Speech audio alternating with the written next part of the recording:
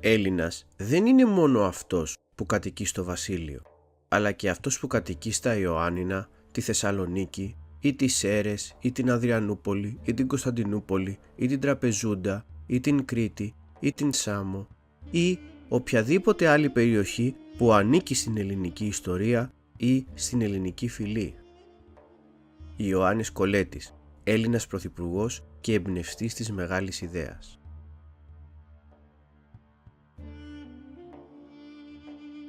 Κεφάλαιο 33. Ο αλήτρωτος ελληνισμός.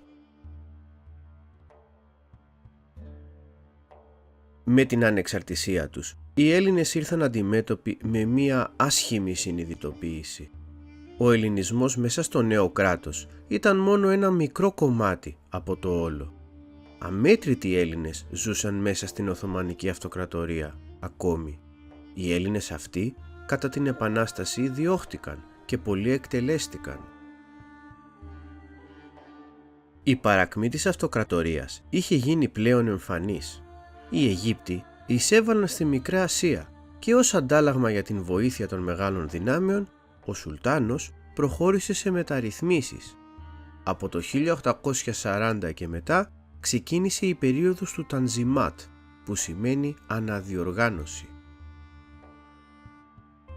Για να μην παρεμβαίνουν οι μεγάλες δυνάμεις στα εσωτερικά των Οθωμανών, καταργήθηκαν οι διακρίσεις σε βάρος των χριστιανών υπηκόων της Αυτοκρατορίας. Με το διάταγμα του Χάτι Χουμαγιούν το 1856 η προσπάθεια αυτή εντάθηκε. Το 1869 δόθηκε υπηκοότητα και το 1876 δημιουργήθηκε σύνταγμα. Στην προσπάθεια του Τανζιμάτ συντέλεσαν πολλοί νέοι μεταρρυθμιστές πολιτικοί της Αυτοκρατορίας μαζί με το Οικουμενικό Πατριαρχείο. Η ζωή των Ελλήνων μέσα στην Αυτοκρατορία βελτιώθηκε σημαντικά. Διοικούνταν από δικούς τους εκλεγμένους δημογέροντες, με εξαίρεση τον Πόντο. Στις περιοχές εκείνες όπου υπήρχε έντονο ελληνικό στοιχείο, στάλθηκαν Έλληνες πρόξενοι και εμπορικοί αντιπρόσωποι. Με τη συντονισμένη δράση τους με το Πατριαρχείο υπεράσπιζαν τα συμφέροντα των Ελλήνων της Αυτοκρατορίας.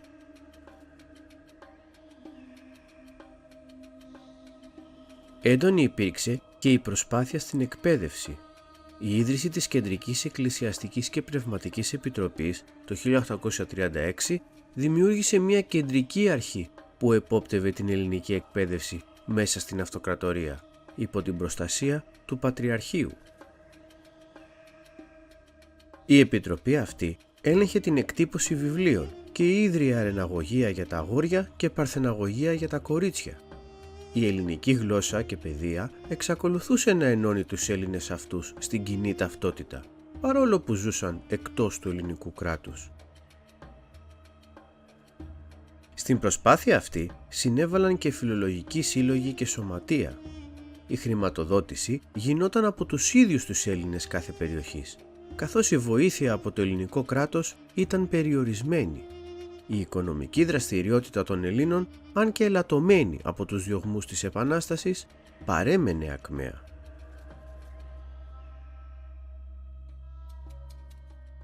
Πέρα από την Μακεδονία, την Κρήτη, την Ήπειρο και τα νησιά του Αιγαίου, πολλοί Έλληνες βρίσκονταν στην Κωνσταντινούπολη, στην Θράκη, στη Μικρά Ασία, στον Πόντο και στην Καπαδοκία.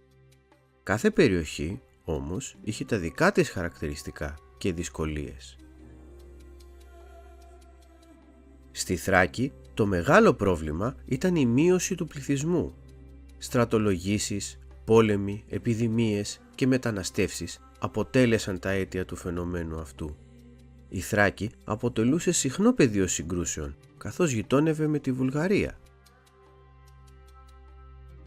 Πέρα από όλα αυτά τα ζητήματα, πολλοί Έλληνες έχαναν την ταυτότητά τους, καθώς είτε η Οθωμανική Αυτοκρατορία διέταζε αναγκαστικούς εξισλαμισμούς, είτε η Βουλγαρία προχωρούσε σε εκβουλγαρισμούς, όπως στην Ανατολική Ρωμυλία.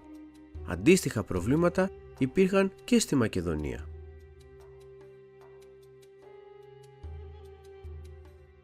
Στη Μικρά Ασία και τον Πόντο, πολλοί Έλληνες μετανάστευσαν, κυρίως προς τη Ρωσία και ανατολικότερα μέσα στην Αυτοκρατορία.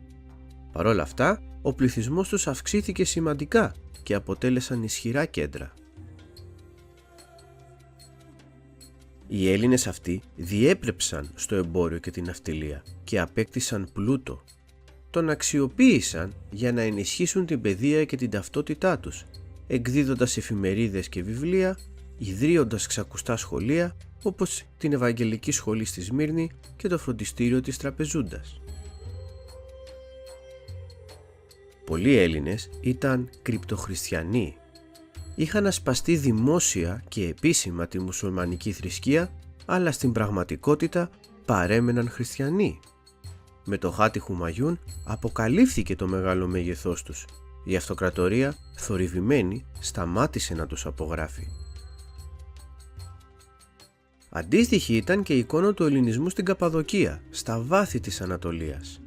Και εκεί προόδευσαν, τυπώνοντας μάλιστα πολλά βιβλία στα καραμανλίδικα, δηλαδή στην τουρκική γλώσσα γραμμένη με το ελληνικό αλφάβητο.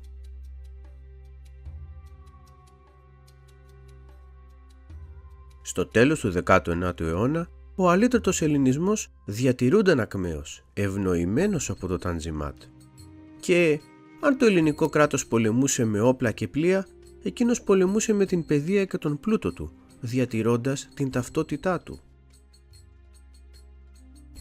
Η ήττα, ωστόσο, της αυτοκρατορίας στο Ρωσοτουρκικό πόλεμο του 1877 ανέστρεψε αυτή την προσπάθεια και το καθεστώς επέστρεψε στην παλιά απολυταρχία. Η περίοδος του Τανζιμάτ έληξε και τα προβλήματα που είχε λύσει θα επέστρεφαν. Η προσπάθεια του Τανζιμάτ είχε δείξει ότι η Οθωμανική Αυτοκρατορία θα μπορούσε να ήταν διαφορετική. Όμως η μεταρρύθμιση είχε συγγύσει και αν η Οθωμανική Αυτοκρατορία επέστρεφε στην παλιά γνωστή σκληρή απολυταρχία, οι βαλκανικοί λαοί δεν επρόκειτο να καθίσουν άπρακτοι. Τα Βαλκάνια ήταν έτοιμα να εκραγούν.